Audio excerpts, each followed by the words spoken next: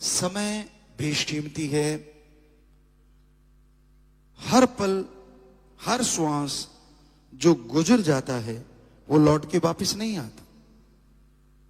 आप दिन की बात कर लो, सेकंड की बात कर लो, आज का जो घंटा है, आज का जो साल है, आज की जो तारीख है, ये सेकंड फिर नहीं आने का। अगर विज्ञान के अनुसार भी देख लो, आप बता दो, क्या आज जो सन 2023, आज जो तारीख है और आज का जो दिन है संडे, या आज जो सेकंड चल रहा है, क्या वो फिर कभी लौट के आएगा? कभी नहीं आया जुगों से और कभी आएगा नहीं। समय एक ऐसा है जो कभी नहीं आता। दिन बदल के आ सकते हैं, घंटा सेम हो सकता है, सेकंड सेम हो सकता है, लेकिन साल कभी सेम नहीं होता। और इसलिए समय कभी वापस नहीं आता। हम कहते हैं समय, बहुत बार आपको बोला है, और समय समुंदर की लहर कभी वापस नहीं आती। तो श्वास जो इस सेकंड में आपने ले लिए, इस मिनट में आपने ले लिए, वो लौटने के नहीं है। लोग कहते हैं जवान हो रहा है, लेकिन सूफी संत कहते हैं खत्म हो रहा है। क्यों? क्योंकि जो श्वास है आपके गिन के दिए गए हैं, नाप तोल के दिए गए हैं, जो गुजर गए वो निकल लिए, और जो रह रहे हैं उसे आप बर्बाद कर रहे हैं।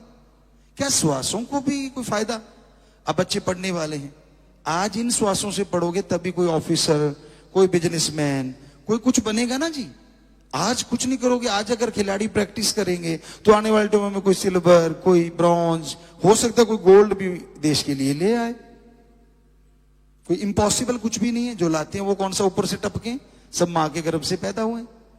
सो इसी के साथ साथ काश इन श्वासों का कुछ समय राम, अल्लाह, वाहिगुरु, गॉड के लिए दे दो। यकीन मानो वो श्वास होंगे मरने के बाद भी आपके साथ जाएंगे।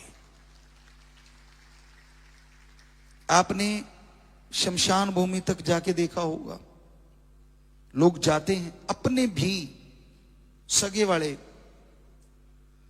बड़े वाले, छोटे वाले, बेटा बेटी सब जाते हैं, और वहां दफना दिया या जला दिया, दोनों में से कोई ना कोई बात।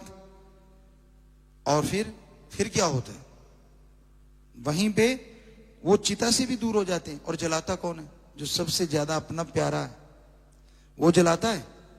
आज का समय याद रखिए, ताकि आपके दिमाग में वो खुशियां मिल जाएं, ताकि उस कुछ श्वास, ज्यादा नहीं मांगते आपकी, पता नहीं कितने श्वास जाते हैं, कोई 24,000 बोलता है, कोई कम ज्यादा बोलता है, होता रहता है। क्योंकि जो संत होते हैं वो ध्यान से अपने श्वास को अटका लेते हैं। श्वासों की गिनती उतनी है, अब 100 तक गिनना है, स्पीड में आप कुछ सेकंड में गिन दोगे, लेकिन अगर मैंने एक 2 मिनट बाद बोला तो 100 गिनने में कितना टाइम लगेगा बताइए। सांस ऐसे खींचते हैं फकीर और अपने माइंड में अटका देते हैं। हम बोलते रहेंगे, श्वास वहीं अटके हैं, आपसे बात करते रहेंगे, लेकिन वो नहीं आएंगे। और जब चाहें उसको छोड़ देते हैं। और ये तो आपको करके दिखाया, इसलिए थोड़ा सीधे हुए, और ऐसे नॉर्मली भी चलता रहता है तो रोक लेते हैं। बड़े संत महापुरुष जो पहले रिद्धि सिद्धि, स्पेशली उनका, हमारे लिए तो टाइम नहीं होता, उनके लिए स्पेशल होता था कि वो बड़ा लंबे टाइम तक श्वास को रोक लेते थे। बोलना तो होता नहीं था, एकांत में और ख्यालों से सुमरण चलता था, तो वो पता नहीं कितने मिनट बाद, और उनकी हजारों साल लंबी उम्र हो जाती थी। यानी टाइम बढ़ाया जा सकता है, श्वास नहीं। इसलिए राम का नाम जपो, ना जीते जी छोड़े वो भगवान, और ना मरनों उपरांत छोड़े, और ना यहां से मालिक तक के रास्तों में छोड़े, हर पल साथ है। कोई भी कितनी भी दूर तकलीफ आ गई, उसको याद किया, हाजिर हो जाएगा। नहीं हुआ क्योंकि भक्ति कम की है, तो आपके उस कर्म को, पहाड़ को कंकर बना देगा। और कम भक्ति की है तो उस पहाड़ के कुछ हिस्से को तो उड़ा ही देगा। वो आपकी भक्ति पे, आपके वचनों पे, आप कितना मानते हो, कितना अमल करते हो। इसलिए उसकी भक्ति करो। कीमती है ये समा, इसे लगाता कहां, सत्संग में आ जा, फायदा उठा जा, देखे जो सब नाशवा। जो कुछ दिखता है एक दिन खत्म होने वाला है, और जो होते हुए भी नहीं दिखता वो रहने वाला है सदा और साथ जाने वाला है, भगवान परमात्मा। और उसका नाम सेवा, सुमरन, परहित परमार्थ, ये वो चीजें हैं इस जहान में सुख देती हैं और अगले जहान में साथ जाती हैं। स्वर्ग नरक से परे निज धाम, सचखंड सतलोक सतनामी अनामी, हर जगह लेके जाती है। ये आपके ऊपर डिपेंड करता है आप कितनी भक्ति करते हो। सच्चे दाता रहबर श्याम अस्थाना जी महाराज, जिनका इस महीने में अवतार हुआ, पूरी दुनिया में साथ संगत खुशियां मनाती है, हर्षोल्लास से अवतार माह को मनाती है। लोग इस संसार में पता नहीं कितने आते हैं और कितने चले जाते हैं। 2-3 बुजुर्गों तक लोगों को नाम याद रहता है, अपनी पीढ़ियों का नाम भी लोगों को याद नहीं रहता। किसी को याद क्या करना है। लोग अपने खुद के बारे में भूल जाते हैं। पर संत मालिक स्वरूप जब इस संसार में आते हैं तो दोनों जहान में हमेशा के लिए उनके नाम का जय जयकार होता रहता है।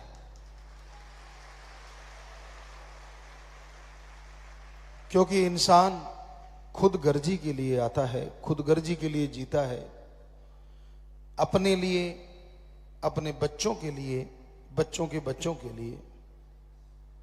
ठगी, बेईमानी, भ्रष्टाचार, बुरे कर्म करते हैं लोग। अपने को खुशी देने के लिए दूसरों को तड़पाते हैं, अपने यहां धन इकट्ठा करने के लिए दूसरों से ठगी बेईमानी करते हैं, छल कपट करते हैं। खुद गर्जी की जिंदगी में खुद गर्ज बन के इस संसार से चले जाते हैं, तो कोई उनका नाम क्यों लेगा। बल्कि लोग तो सोचते हैं अच्छा हुआ बला चली गई। और संत पीर पैगंबर इस संसार में आते हैं, उनका हर पल हर क्षण परहित परमार्थ के लिए होता है। वो जितना भी समय लगाते हैं, जितना भी समय गुजारते हैं, मालिक के लिए सबका भला मांगते रहते हैं, मालिक से सबका भला मांगते हैं, सबके लिए दुआ करते हैं और सबके लिए रास्ता दिखाते रहते हैं।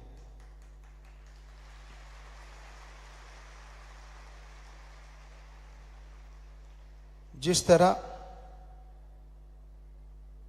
समुंदर में से पानी बादल ले जाते हैं और वो भी अपने लिए नहीं दूसरों को देते हैं। पेड़ पौधों पे फल आते हैं, वो खुद नहीं खाते, दूसरों के लिए होते हैं। तरवर फल नहीं खाते हैं, सरवर पीव न नीर, परमार्थ के कारण संतन भयो शरीर। पेड़ पौधे फल नहीं खाते, सरोवर पानी नहीं पीते, सब दूसरों के लिए होता है। तो उसी तरह संत पीर पैगंबर इस दुनिया में जो आते हैं, उनका हर क्षण हर पल परहित परमार्थ के लिए होता है। वो सब के लिए दुआ करते ही नहीं, मालिक से मंजूर करवा लेते हैं। वो रास्ता दिखाते नहीं बल्कि चलना सिखा देते हैं। जिस तरह से माँ बाप छोटे बच्चे को उंगली पकड़ के चलना सिखाता है, उसी तरह संत पीर फकीर पूरे लोगों को, पूरी दुनिया को उंगली पकड़ के चलना सिखाते हैं। उनका मकसद समाज का भला करना, पूरी सृष्टि का भला करना, इससे भी बढ़ के उनका मकसद मालिक से बिछुड़ी आत्माओं को मालिक से मिलाना होता है। कोई भी बच्चा है, अगर वो बिछुड़ जाता है अपने मां बाप से और कोई उन्हें उनसे मिला दे, तो मां बाप की खुशी का कोई पारावार नहीं रहता।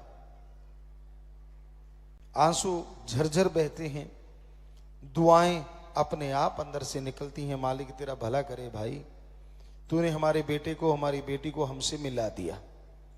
जरा सोचिए, अगर आदमी के अंदर इतनी भावना होती है,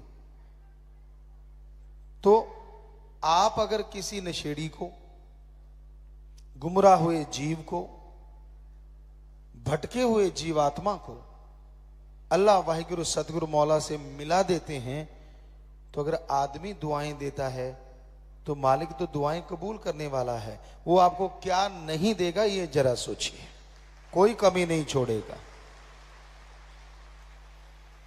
तो आप ज्यादा से ज्यादा जीवों को गुरु मंत्र से, मालिक के नाम से जोड़ें, उनके नशे छुड़ाएं, उनकी बुराइयां छुड़वाएं, और यही बस मत करें। उन्होंने बुराइयां छोड़ दी, उन्होंने नशे छोड़ दिए, साथ ये भी ध्यान रखें कि वो लोग फिर से नशा ना करने लग जाएं। आपने नशा छुड़वा दिया, नाम दिलवा दिया, नगदो नगद फल मालिक बख्शेगा। पर बाद में भी अगर उनका आप ख्याल रखते हैं कि भाई कहीं वो नशा ना करने लग जाएं, कर गए तो उनको माफी दिलवाते हैं या सेवा में लगाते हैं परहित परमार्थ की, तो फिर मालिक भी लगातार ही खुशियां बख्शते रहते हैं, कहीं कमी नहीं आने देते।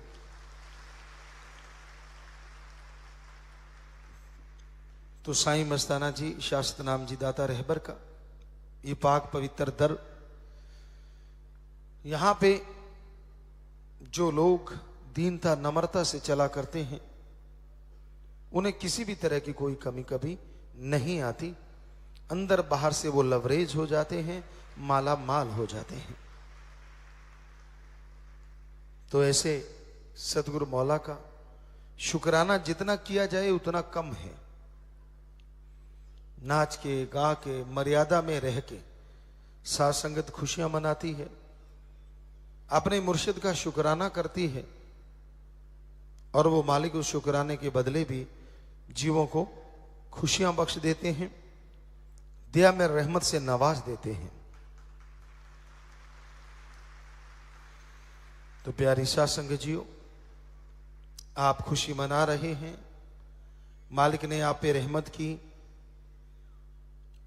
आपको परिवार अच्छा दिया, घर बार अच्छा दिया, खान पान अच्छा दिया, रहन सहन अच्छा दिया।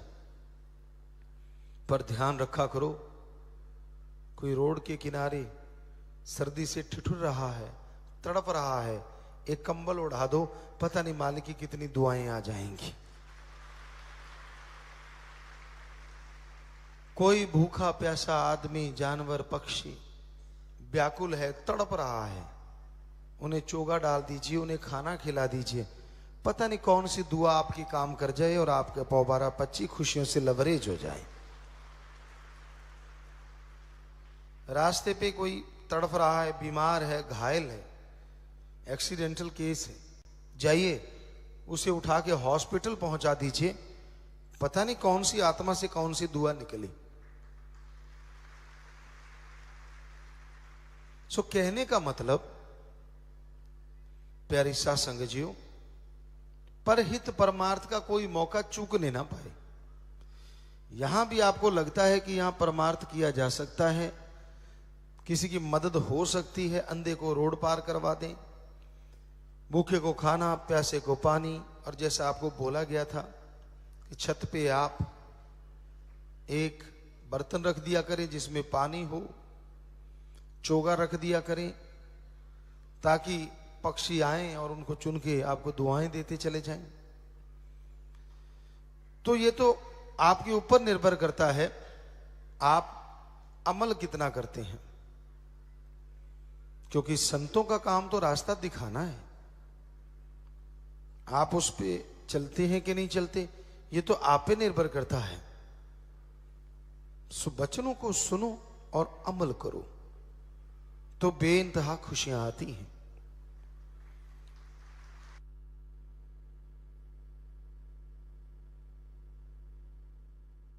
इंटरनेट सोशल मीडिया का उपयोग अच्छे कामों के लिए ही करेंगे, बुरे कामों के लिए नहीं करेंगे।